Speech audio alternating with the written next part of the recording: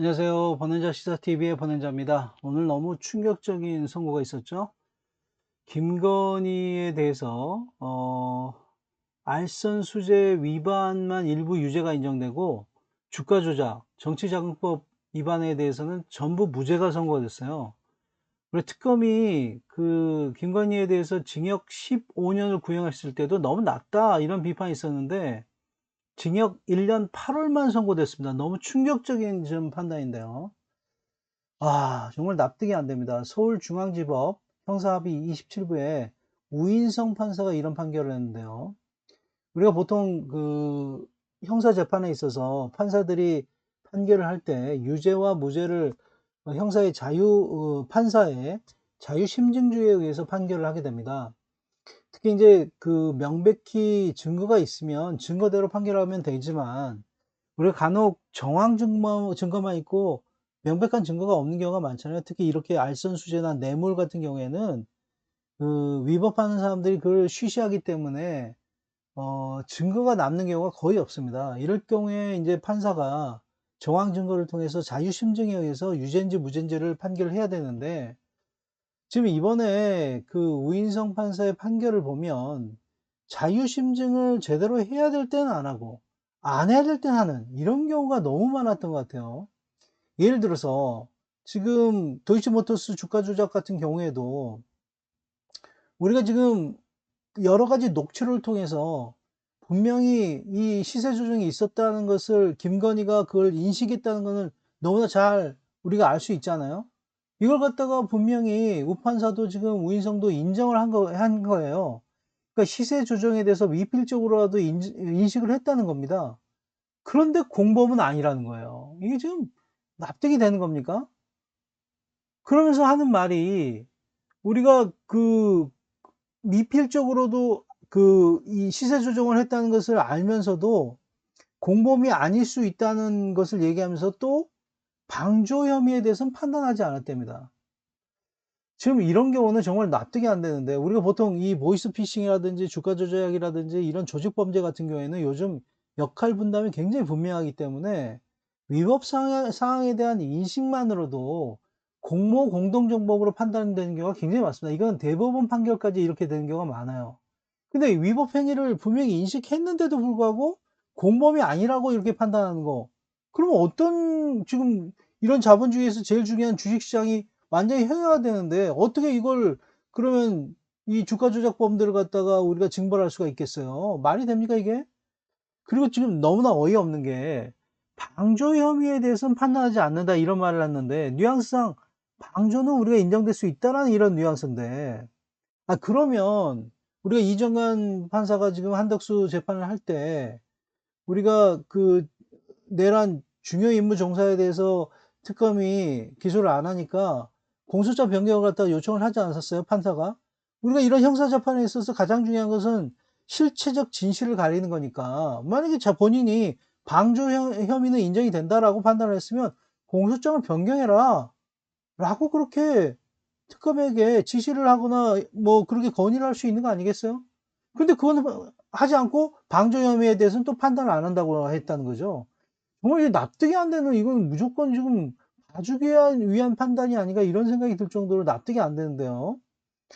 아니 증거가 지금 분명히 그 녹취록들을 통해서도 분명하게 증거가 인정이 되는 부분들이 많잖아요. 시세 조정에 대해서 인식했다는 거. 그러면 공모 공동 정범이 될 수 있는 겁니다. 정말 납득이 안 됩니다. 이러면은 앞으로 지금 우리가 주가가 지금 5천이 넘어 가지고 투명성이 굉장히 좋아지고 있다 이런 판단을 하는데 이런 식의 선고가 있으면은 다시 리스크 코리아 디스카운트가 다시 한번 일어날 수가 있어요. 이렇게 투명하지 않은 자본시장에 누가 투자를 하겠습니까? 아니 주가 조작을 하는 사람들, 시세 조정을 하는 사람들이 그걸 분명히 알았다 그러면 그 사람들에 대해서는 응당한 처벌을 해야 될 거 아닙니까 이거? 아니 그럼 앞으로 인제 절도범들이 절도를 하는데 밖에서 망을 봤어요. 근데 검찰이 그냥 이거 공범이라고 이렇게 했는데 망 본 거에 대해서 그 범죄 방조 혐의 이걸로 그 기소를 안 하면 이 지금 분명히 절도하는 위법 행위를 해 갖고 나중에 뭐 한 8억 정도 돈을 받았는데도 불구하고 이 사람 무죄가 되는 겁니까?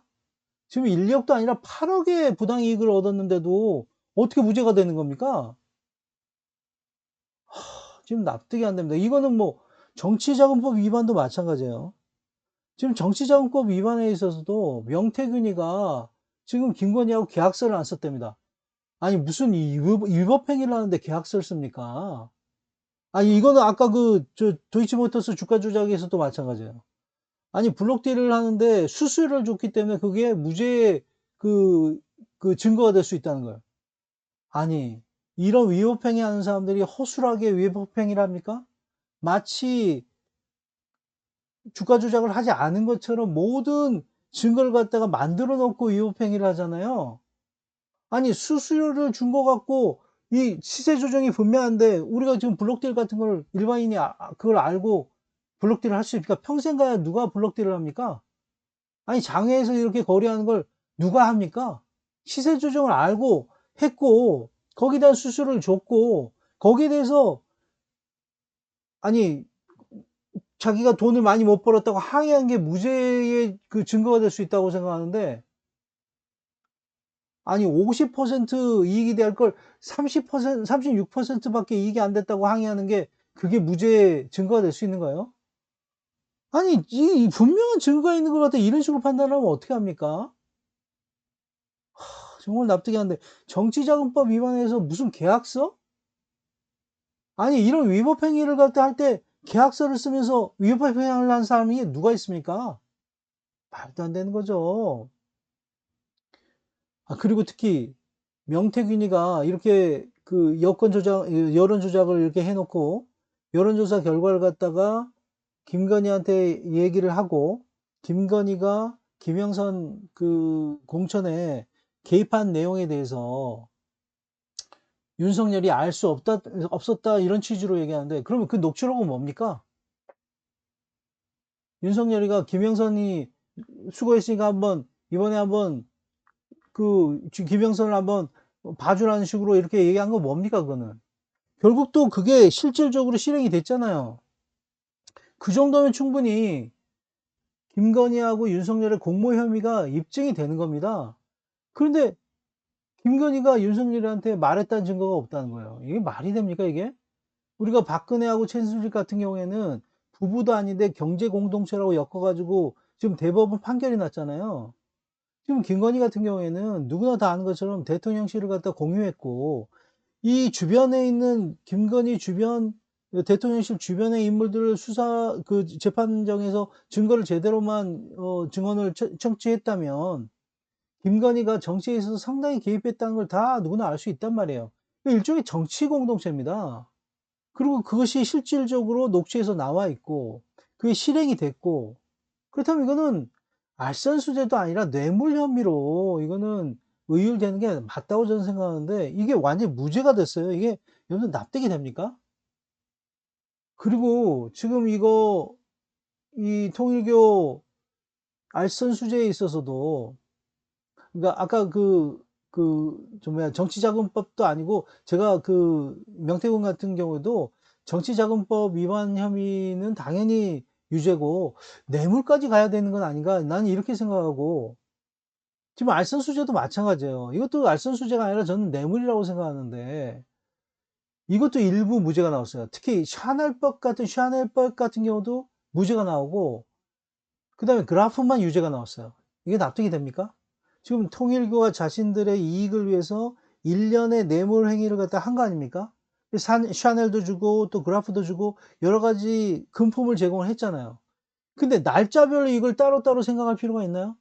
이런 일련의 뇌물 행위의 마지막으로 통일교의 이익을 위한 어떤 행위가 이루어졌다면 이 전체적인 행위가 마치 포괄 일제처럼 전체적인 행위가 뇌물 행위로 의율될 수가 있는 거죠. 근데 어떤 거는 무죄, 어떤 거는 유죄 이렇게 판단할 수가 있습니까? 이게 납득이 되는 겁니까 이게? 아니 통일교의 이익을 위해서 뇌물이 지속적으로 오가는데 어떤 건 무죄고 어떤 건 유죄라고 어떻게 판단을 합니까? 아니 지금 이 주가 조작은 8억 1천, 그다음에 명태균 여론조사는 2억 7천, 그다음에 이번 뇌물에는 거의 1억, 거의 20억에 가까운 그런 위법 행위가 있었는데 그런 위법 행위에 의한 그 금품 수수가 20억에 가까운데 어떻게 징역 1년 8 월이 나옵니까? 여러분들 이게 납득이 돼요? 권성동이는 같은 재판부에서 1 억을 수수했다는 혐의로 징역 2 년을 선고받았는데 이 판사는 정말 납득이 안 되는 판결을 좀 많이 한 것 같아요. 지금 이 판사가 옛날에 장영하라는 사람이 무죄를 선고받은 그 판단도 이 판사가 했는데 그 허위 사실을 얘기한 그 조직폭력배는 지금 그 뭐야 구치소 지금 저기 형무소에서 지금 살고 있는데 그걸 알선한 지금 기자회견을 갖다가 이렇게 알선한 이 사람은 무죄를 선고를 한 사람이 지금 이 우판사입니다. 우인성. 정말 상식적으로 납득이 안 되는 판단을 굉장히 많이 한 것 같습니다. 정말 지금 이거 하나하나 뜯어보면 지금 방송상으로 제가 이렇게 짧게 지금 살펴봤는데 이 판결문을 하나하나 뜯어보면 정말 더 납득이 안 되는 이런 내용들이 너무 많이 있습니다. 자유심증을 잘못 이렇게 사용했다. 저는 이렇게 생각합니다. 이제 그래서 제2특검의 중요성이 더 대두되고 있는 것 같아요. 사실 김건희에 대해서는 가장 중요한 게 사실은 내란의 관련성이죠. 근데 여기에 대해서는 전혀 수사가 안 됐고 심지어 1차 특검에서는 내란 관련성이 없다라는 판단까지 했어요. 이건 저는 너무 섣부른 판단이라고 생각합니다. 그거는 앞으로 증거가 계속 나오게 된다면 앞으로 수사가 되겠지만 이 수사도 정말 중요하다고 저는 생각해요. 저는 윤석열과 김건희는 일정 부분 정치 공동체로서 여기고 판단을 해야 되는 것이 아닌가 이렇게 생각합니다. 그다음에 또한 지금 이런 식으로 지금 선고가 계속된단 말이죠. 쥐기현 같은 경우도 사실 안심하기가 굉장히 어려운데 사실 이중환 판사의 판결을 보면 논리적으로 굉장히 정합한 그런 아주 누가 봐도 이렇게 논리적으로 문제가 있다는 그런 부분이 전혀 없단 말이에요. 그렇기 때문에 한덕규가 23 년을 선고받았기 때문에 김영현은 최소한 무기, 그다음에 윤석열이는 사형이 돼야지 지금 이게 형량이 제대로 선고됐다 이렇게 볼 수 있단 말이죠. 물론 이제 내란은 이런 김건희 혐의하고는 좀 다르기 때문에 무기징역하고 사형밖에 없고 내란의 혐의가 너무나 짙기 때문에 엄청나게 다른 판결은 없으리라고 생각하는데 혹시 무기징역이라고 선고받으면 국민들이 굉장히 분노할 거라고 생각해요. 김영현이 무기를 받는데 그거보다 낮은 형을 받는다든지 윤석열이 사형을 언도받지 않고 무기징역을 선고받는다든지 이렇게 되면 직위원은 도저히 우리나라에서 제대로 살기가 쉽지 않을 것 같은 그런 생각이 들 정도로 국민의 분노가 치솟을 것 같은 우려가 있습니다. 정말 헌법과 법률에 의해서 제대로 판단해 주기 바랍니다. 이중환 재판관의 판결이 한덕수가 징역 23년이었어요. 거기에 논리적 모순이 없단 말이에요. 지금 이 우인성의 판결과 같은 논리적 모순이 전혀 있지 않고 이중환 재판부의 판결은 너무나 논리적으로 정합성이 있단 말이죠. 그래서 이 주기현도 제대로 판단을 해야 되고 하여튼 이 사법부가 이번 내란 재판을 통해서 민낯이 드러났다고 생각합니다. 앞으로는 중요 재판뿐만 아니라 일반 재판에 있어서도 재판을 갖다 공개할 필요가 있어요. 일반적으로 우리가 공개 재판을 하고 있지만 방송을 통해서도 공개할 필요가 있습니다. 이걸 통해서 재판장이 어떤 정도의 능력이 있는지, 논리적으로 정합한 판결을 하고 있는지, 소송지휘는 제대로 하고 있는지 이런 것들을 국민들이 이걸 직접 눈으로 감시할 필요가 있습니다. 사실 우리가 입법부 국회의원들을 우리 손으로 뽑잖아요. 대통령, 행정부의 수반인 대통령도 우리 손으로 뽑잖아요. 근데 우리가 지금 사법부에 민간 통제가 되고 있습니까? 전혀 안 되고 있단 말이에요.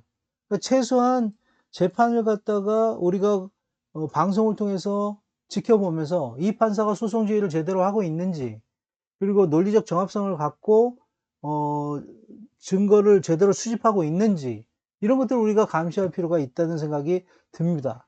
지금 보면 여러분들이 이 판사들의 소송지를 보면 어떤 사람이 굉장히 실력 있고 어떤 사람이 실력 없는지 잘 알 수 있잖아요.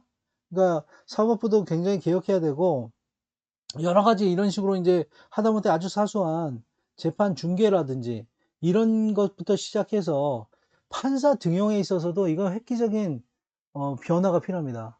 지금처럼 계속된다면 이거는 어 아주 그 대형 로펌 소속의, 그리고 서울 강남 출신의 이런 판사들만 계속 임용될 수밖에 없는 그런 구조예요. 이걸 완전히 개혁하지 않으면 이상한 판단은 앞으로 더 심해질 거라고 저는 생각합니다. 그래서 이참에 사법부 개혁도 우리가 함께 생각을 해야 된다고 생각합니다. 그리고 이제 여러분들 이제 이번 선거를 보면 아시겠지만 얼마나 기득권 카르텔이 굉장히 공고한 거를 알 수 있겠죠. 그리고 이번에 그 트럼프가 정말 변덕스럽게 뭐 무슨 관세 갖고 또다시 협박을 하는데, 이 트럼프의 이 이상한 행동 아닙니까? 변덕스러운 행동 아니에요? 이걸 비판 안 하고 우리 정부를 비판하는 야당 국회의원들이 있어요. 이건 진짜, 이건 매국행입니다, 이런 거는. 이런 사람들이 다시 집권을 하면 어떻게 되겠어요? 윤석열 때 보세요. 일본에, 아니, 후쿠시마 원전 오염수가 있으면 우리가 이니셔티브를 지고 우리가 더 이익을 볼 수 있는데 퍼주기만 했잖아요. 우리가 남는 게 뭐가 있었습니까? 오염수도 다 허용해 주고, 심지어 무슨 우리 역사적인 어떤 징용고원 같은 그런 문제에 있어서도 제3제 변제 같은 말도 안 되는 걸 받아들이고, 우리가 남는 게 뭐가 있습니까? 그러니까 이 집단이 이렇게 집권하게 되면 국가를 갖다가 매국하는 행위들을 이렇게 하고 있는데, 국민들은 1년, 5년 동안 이 사람들을 그냥 지켜볼 수밖에 없는 그런 상황이 된단 말이죠. 이해찬 총리께서, 전 총리께서 20년 집권론을 얘기했는데, 정말 20년 이상 민주 세력이 집권하지 않으면 이 뿌리 깊은 친미, 친일, 매국 세력들을 완전히 뿌리 뽑을 수가 없습니다. 발본색원을 할 수가 없어요. 그렇기 때문에 이번 지선부터 우리가 더 집중할 필요가 있습니다.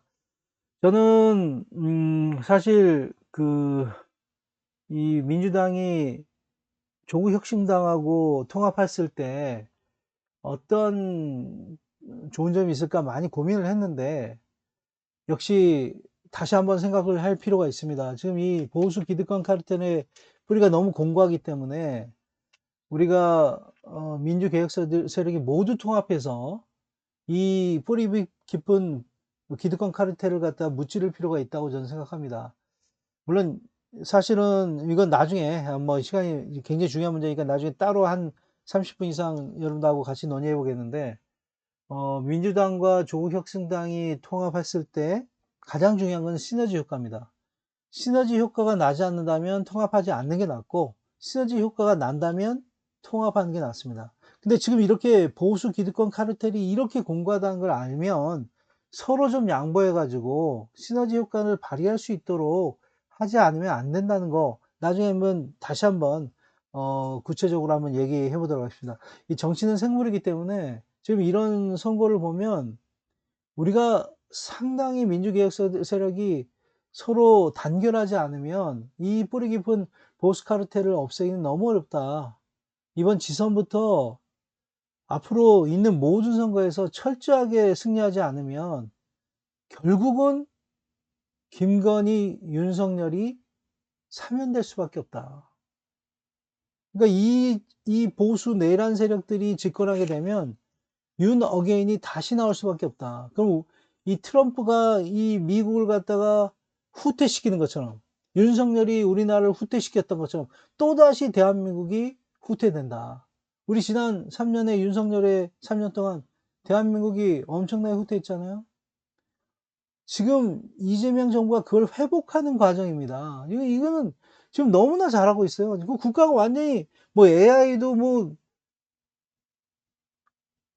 전 세계에서 이름을 내놓을 수가 없는 상황에서 3위로 올라왔고, 주가도 지금 5천이 되고 있고, 아니, 의료 개혁 같은 경우도 지금 윤석열이 다 망친 거 지금 다시 원상태로 돌리는데 너무 힘들지 않습니까? R&D 같은 경우도 그 이미 떠나간 과학자들 다시 돌아오게 하는데 너무 어렵지 않습니까? 지금 그 쓸데없이 법인세 같은 거 인하해 가지고 세수가 부족해 가지고 이재명 대통령이 지금 국세청장한테 세수 확보하기 위해서 엄청나게 노력하고 있잖아요.